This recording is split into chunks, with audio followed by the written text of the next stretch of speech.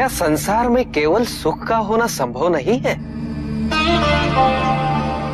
प्रत्येक आत्मा का लक्ष्य केवल सुख की प्राप्ति ही तो है।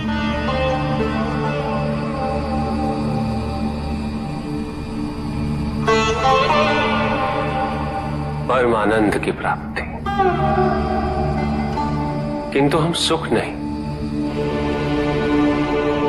सुख को प्रदान करने वाली वस्तुओं को एकत्रित करना ही जीवन का उद्देश्य मान लेते हैं। ये समस्त संसार माया है, सब कुछ नश्वर है।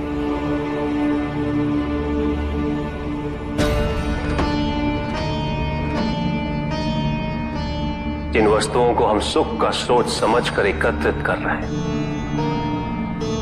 वो सदैव नहीं रहेंगे। जो व्यक्ति सत्य को जानते हुए भी लोभ का परित्याग नहीं करते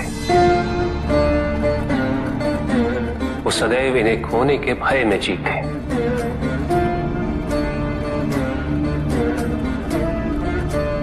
और जो व्यक्ति सत्य को जानते ही नहीं वो अहंकार में जीते।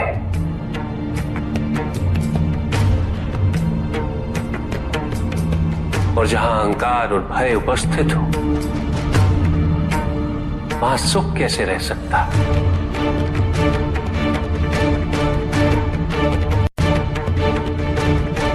किसी को ये दुख है कि उसके पास कुछ भी नहीं, और जिसके पास सब कुछ उसे ये दुख है कि पाने को कुछ शेष नहीं। सुख को हम स्वयं अपने दृष्टिकोण से परिभाषित कर देते हैं, जबकि वास्तविकता इससे भिन्न है।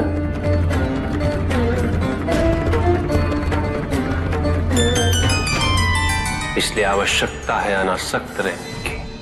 किंतु प्रभु, क्या आसक्ति स्वाभाविक नहीं है? पर दुख का मूल कारण भी तो यही है ऋषि भृगु।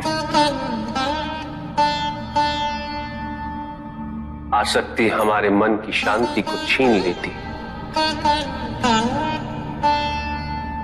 उसे भंग कर देती।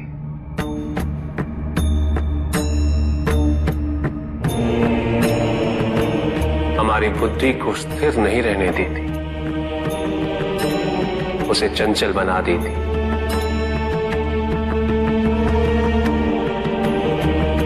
आसक्ति से प्रमाद की उत्पत्ति होती,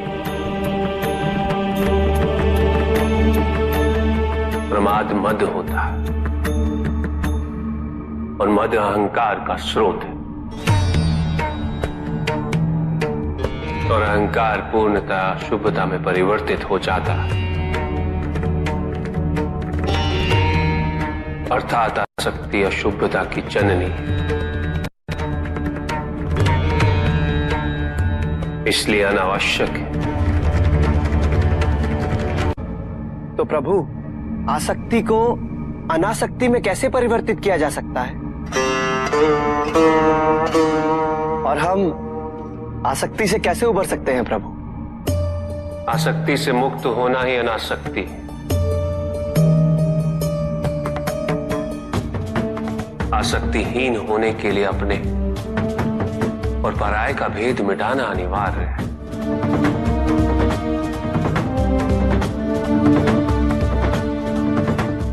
और यह तभी संभव होगा जब हम सुख की खोज बाहर नहीं, अपने भीतर करें। जब हम यथार्थ को पहचानें, उसे स्वीकार करें।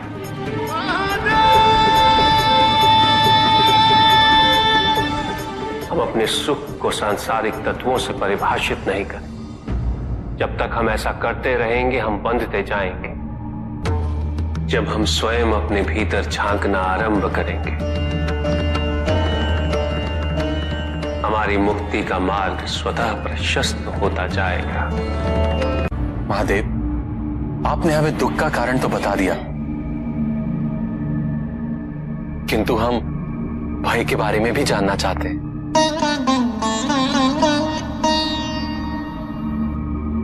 भय का स्रोत है इच्छा।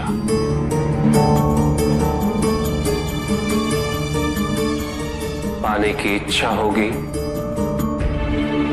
तो उसे खोने का भय भी होगा।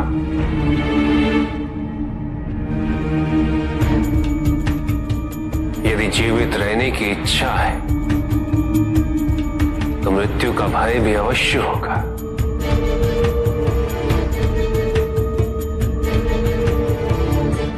किंतु केवल मनुष्य ही नहीं, देवता, गंधर्व सभी इस भय से ग्रसित हैं।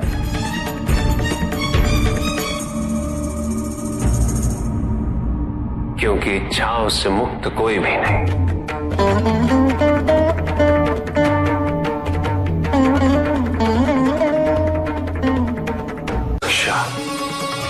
ईर्ष्या, द्वेष और निंदा और षड्यंत्र जैसे पाप भय से ही उत्पन्न होते हैं। और प्रत्येक पाप का प्रायश्चित केवल दुख और कष्ट उठाने से ही संभव होता है।